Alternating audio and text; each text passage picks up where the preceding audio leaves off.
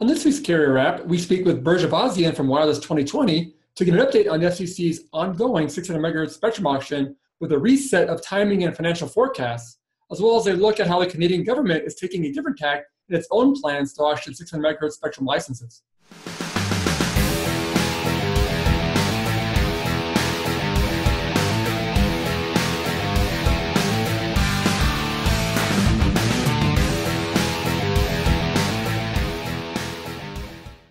Well, thanks for joining us this week. My name is Dan Meyer. I'm editor-in-chief here at RCR Wireless News. And this week we're joined by Berge Ayvazian, who's the senior analyst at Wireless 2020 to talk a bit about the ongoing FCC spectrum auction. So, hey, Berge, thanks for joining us this week again. We appreciate it. Dan, nice to see you. Yeah, it's nice to be here. Great. Well, I know we've talked a couple of times already kind of leading up to this auction process and at the beginning of the auction process. And here we are now just about 2 months into the official launch and into the auction, and on the cusp of now the reverse auction actually starting. So maybe if you can kind of bring us up to date on kind of where you see us being in terms of this process. I think we're kind of talking off air a bit about the fact that maybe we're a little behind schedule on this, but what's your general view of kind of where we are today in terms of this what's becoming a pretty long auction process? Dan, you know, when you and I started having these carrier wraps on this topic, we kind of laid out a schedule for what we expected the whole process to look like. I think we started maybe back in January or February. Yeah. We had laid out a schedule. We had a second call with an update after that, and we thought we were pretty much on schedule. We didn't think of it as being too far off schedule. And I guess everybody went to sleep for a while because, you know, I woke up and you asked for another one of these, and we kind of had planned that, you know, by the end of May, things would have progressed, and perhaps in June we'd be talking about the forward auction by now, and maybe the reverse auction would have been completed by now. But in fact, the FCC's announcement was that the forward auction would begin on May 25th, on May 29th, which is next Tuesday. So after Labor Day, after we've gotten through that holiday, which kind of is the official beginning of summer in a way, about it. So we'll start the reverse auction at that point. And in order to sweeten that and make it seem like that's good news, the FCC announced a bunch of updates regarding the spectrum that they think they've now cleared and how much is going to be available and what will be going on in that process. So I think they at least gave the market a sense that they've made a lot of progress during this period. They've done a lot of the pre-work, the engineering work. They've gotten the broadcasters all lined up to go through the incentive auction, the reverse auction. What they don't know now is what's the value of the spectrum that mobile operators will be bidding on. That value has yet to be set, and it'll only be set when we've completed however many rounds of reverse auction is necessary. So, you know, if I were to go back to the schedule we had before, it starts now effectively June 1st. I mean, after Memorial Day in June, right? Yeah. So that's likely to take 4 to 6 weeks to complete the reverse auction, which puts us well into July, with July 4th there somewhere, right? And then, you know, they have to go through the repacking, which we've always anticipated. Yep. Now, perhaps the FCC has done some work on repacking to prepare for when that occurs so that they've kind of gotten the jump start on that, but they really can't do the forward auction until repacking is completed and until they can present the mobile operators with the results of the reverse auction and the clear description of each package that they're auctioning and allow the forward auction to proceed. So I'm anticipating either they'll go ahead and do that, you know, toward the end of August, you know, when it's the dead of summer, or they'll wait until after Labor Day and start that process in September. It's hard to know. They haven't announced that yet. Yeah. Don't want to be, I mean, they've already kind of, let's say, poorly estimated how long it would take them to get here to where they are. So why should they stick their neck out any further? This is as much as they're ready to tell us. Yeah, that's a good point. You're right, because again, this auction process did start at the end of March. We expected, a month or so for the reverse to all go through its thing, and we figured another month's repackaging. And, like you were saying earlier, again, after Memorial Day, forward auction would start, we'd be off and running. But yeah, it did seem like some has happened. Obviously, the FCC came out recently and said that they had cleared 126 megahertz, which was their maximum amount. But it seems like that was more, them just coming to an agreement, it sounds like, maybe with some of the broadcasters to come up with that amount of spectrum, because we don't really know the total. I guess we do know the total amount because they said that, but we don't know the really value of it. So it's hard to say how they came up with that total until we really know who's willing to give up what. But that's kind of, I guess, the process so far. But they've said they're 126 megahertz. They'll have 10 blocks at 10 megahertz each. There'll be some guard bands in there as well. So yeah, it does seem like they've done something, but you're right. I agree. It does seem like there's been some confusion, perhaps, or maybe just they didn't really understand how long this is all going to take for the process to get it all kind of situated at this point. So first of all, I want to distinguish between what the FCC has said and what the press said, including yourself, by the way.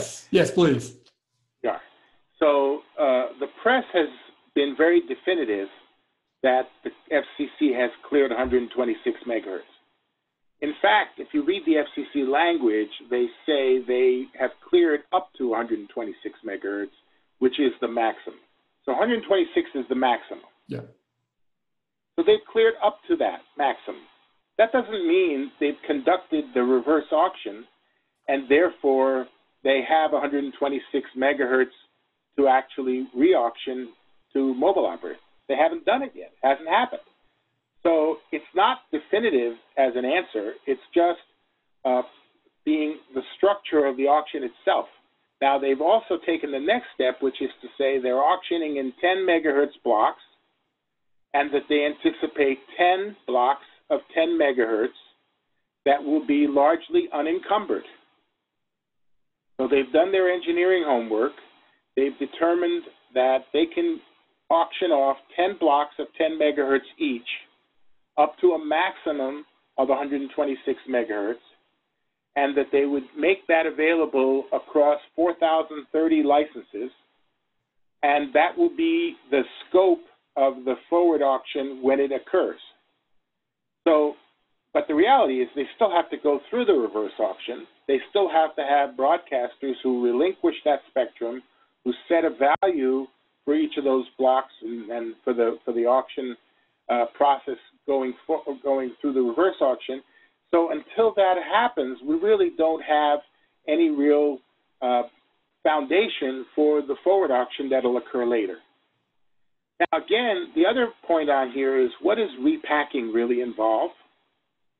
So if you know anything about broadcast stations, they're in 6 megahertz blocks. They're not in 10 megahertz blocks. Mm-hmm. Geographically, the coverage area of UHF broadcasting from a single transmitter is much larger than any base station area or any coverage area, even if you're in 600 megahertz band. And the way they're geographically dividing up the country into 4,000 licenses is going to mean that repacking is really the critical step to take what was previously organized as broadcast spectrum. And by the way, the nature of broadcast spectrum is one way rather than FDD, which will be the nature of the mobile spectrum, which is link downlink. So effectively, they have to go through a very methodical process of defining the uplink downlink configuration and assigning each 10 megahertz block and doing it by geography and all that. That repacking process is not just a pro forma exercise. It's got to be done after the reverse auction occurs and after they can go through and really present to the mobile industry what have they got to sell, and therefore what value has already been placed on it, and begin the process then of soliciting bids in the forward auction. So this is why I think it's still early days. And again, I blinked and somehow at least a month or two went by and I didn't notice that they hadn't completed the reverse auction. Apparently you were sleeping too.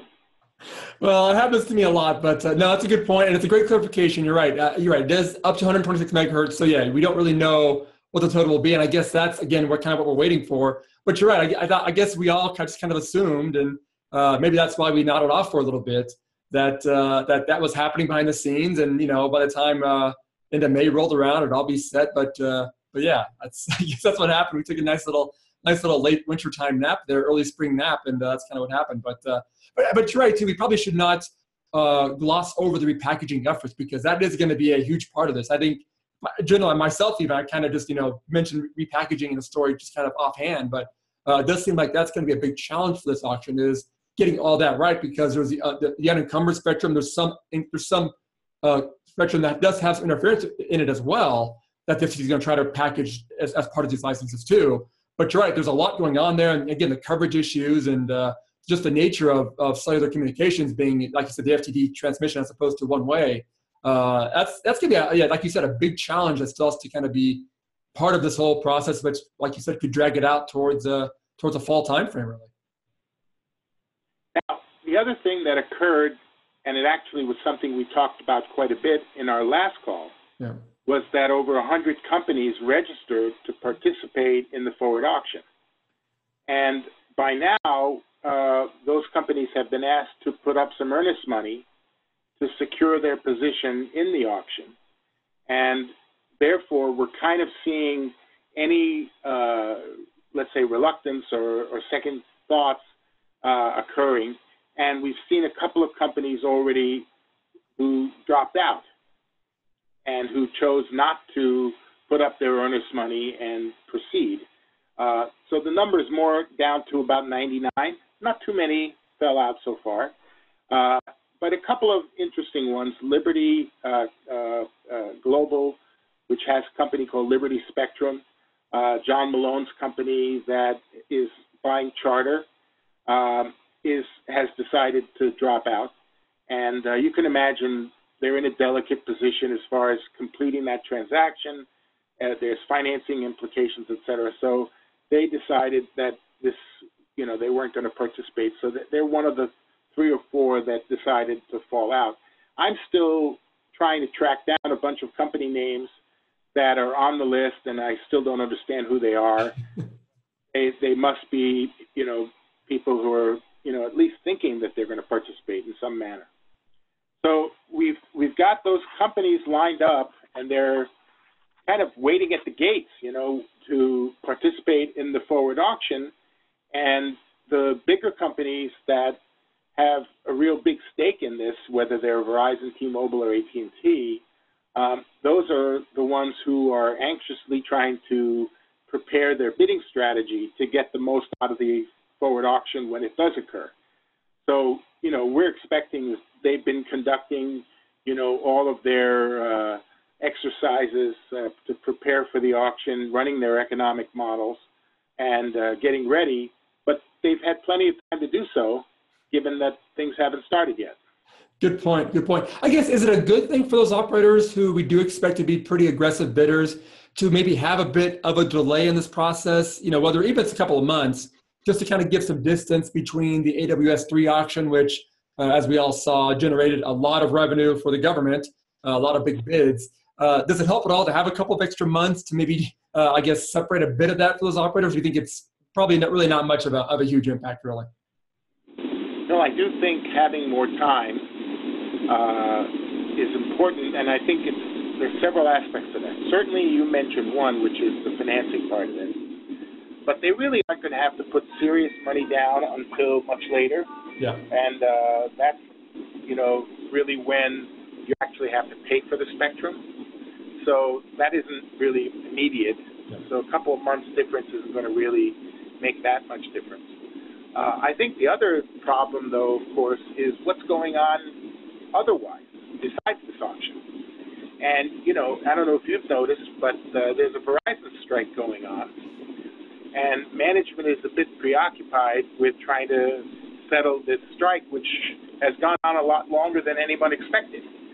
So, I'm not saying they were going to have union employees in the bidding process and running the auction, but I do think management has, had their focus shifted to, dealing with all the politics around this strike.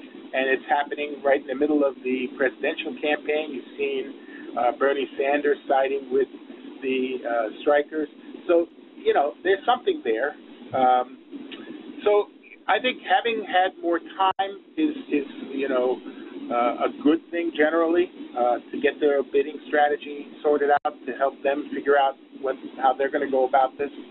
I think also we're seeing that given the FCC putting an emphasis on having more than 100 megahertz available, they're realizing how much spectrum they have the opportunity to buy, and therefore getting their war chest properly lined up and being sure that they have the maximum flexibility to bid aggressively and get the most out of this auction is a piece of this puzzle. And, we were expecting, based on our previous analysis, that perhaps this wouldn't be yield as much as the AWS auction.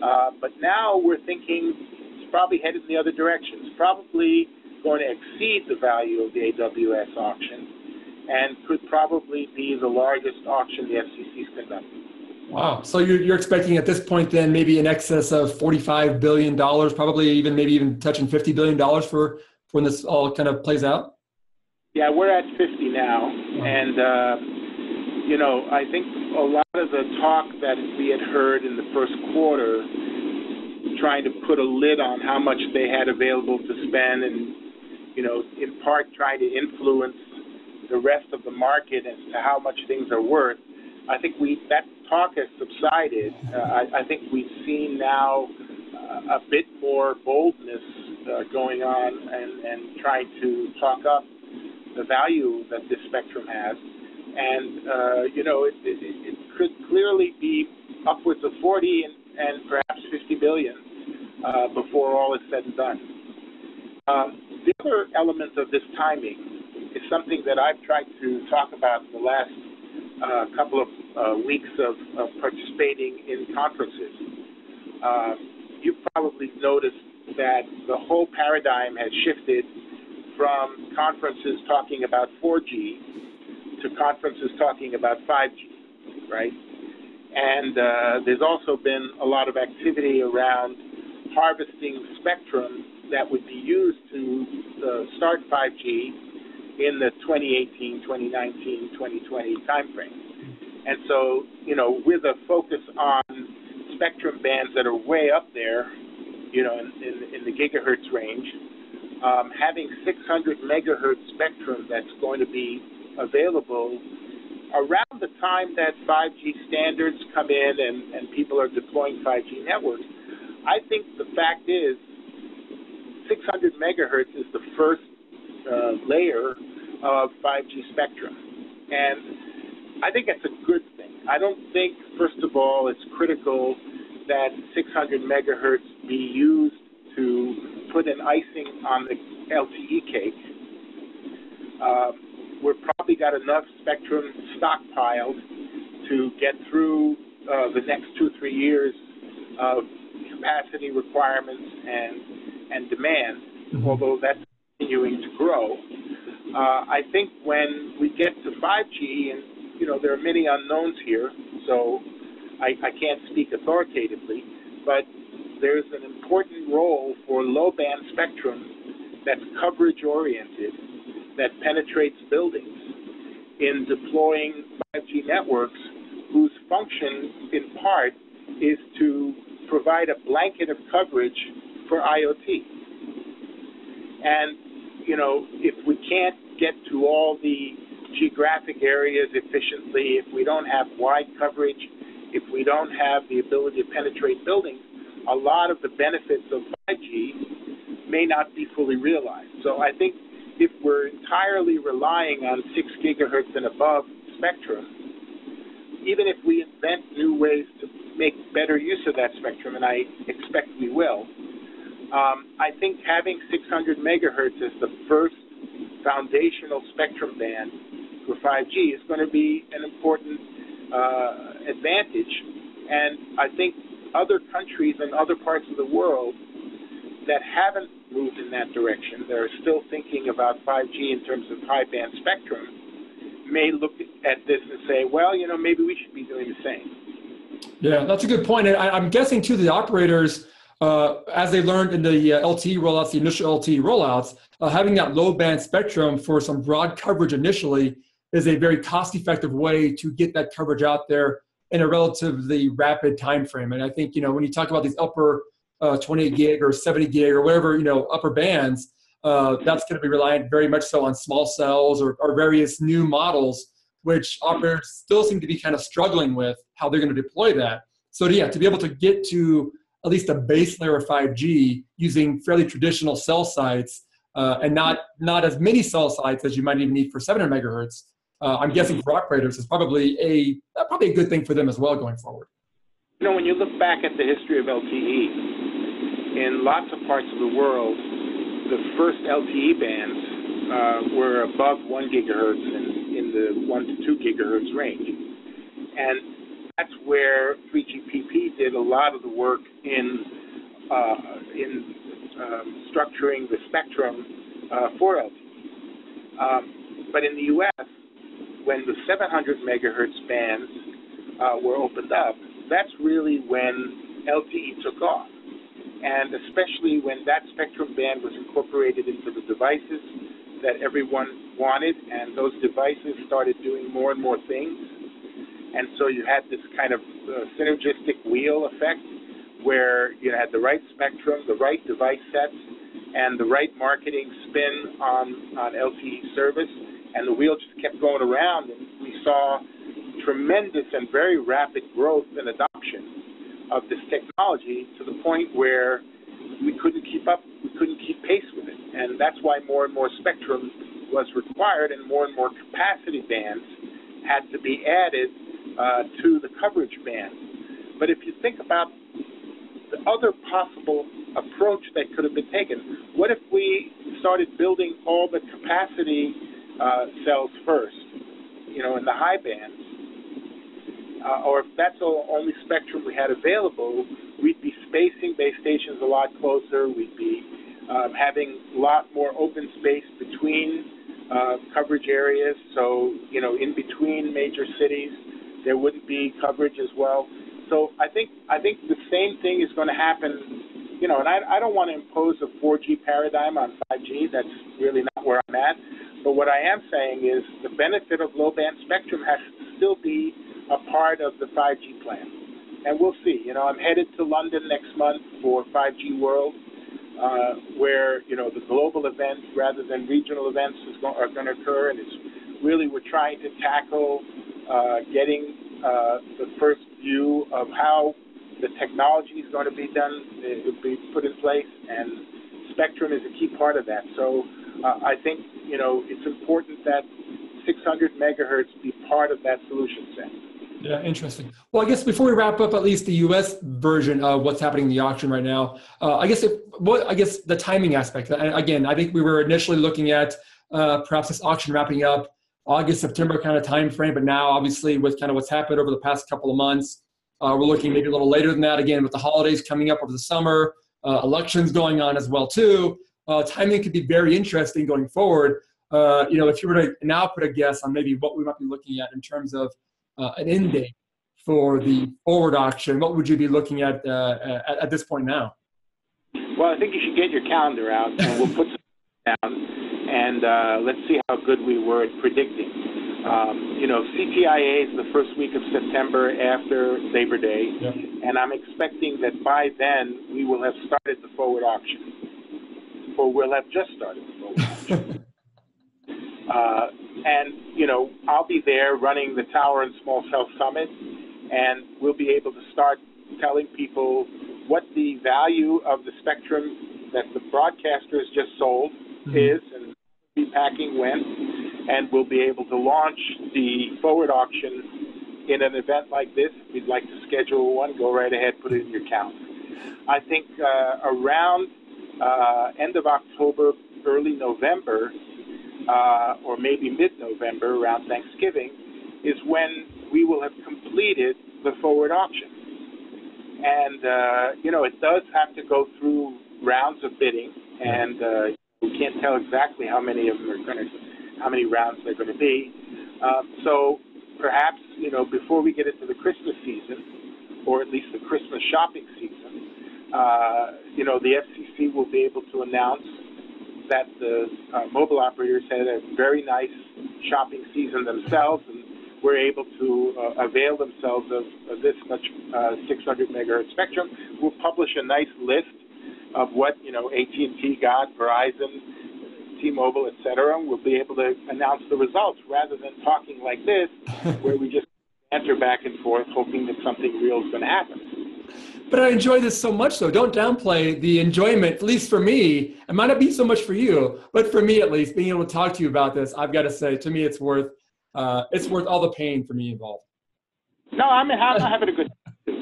Now, one thing, again, before we sign off, let's talk a little bit about the U.S. as a model for 600 megahertz auctions and how it may unfold around the world. And yes.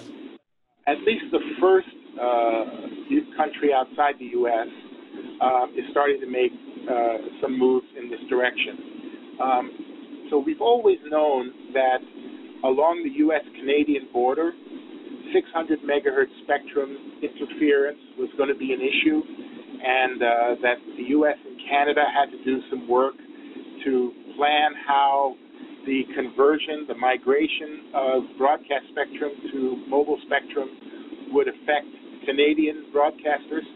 And so that whole topic of the U.S.-Canadian border had to be resolved and had to be worked out. And that's part of the whole repacking scheme as well. So that, I think, has largely been completed, and that it's come with favorable results. So Canada's pretty happy about that. But I think they also realize that the sooner that Canada converts 600 megahertz to mobile spectrum, the better, because the FCC is going to be doing it based on a schedule. And if Canada, rather than having the normal 2-year interval that occurs between what the U.S. does and what Canada does, if they can shorten that interval and make it even seamless, I think it'll improve roaming. It'll make it much less of an issue as far as interference is concerned, and it'll give Canadian mobile operators access to the same new spectrum that they'll need if they're going into 5G in the same schedule that everyone else is.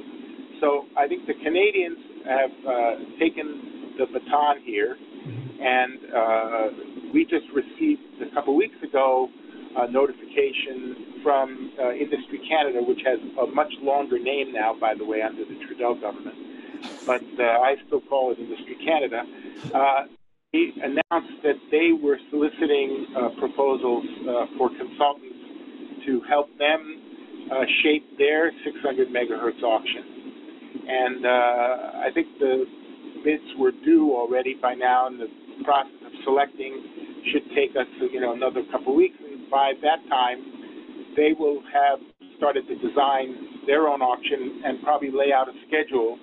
The only difference, though, in Canada is they've decided that they have no reason to buy back spectrum from broadcasters. That the way broadcasters are licensed in Canada, they're effectively a tenant at will.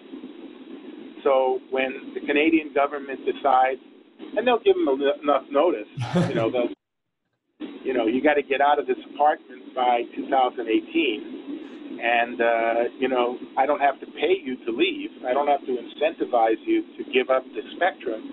When I tell you the date, you have to get out, right? And if you don't, I'm going to evict you, right? And eviction apparently is enforceable. So here in the U.S., we've gone through all this stuff to convince and cajole and persuade broadcasters to cooperate, pay them money and all this. And, a large part of the forward auction proceeds are going to be used to pay the broadcasters who should have been evicted or evicted.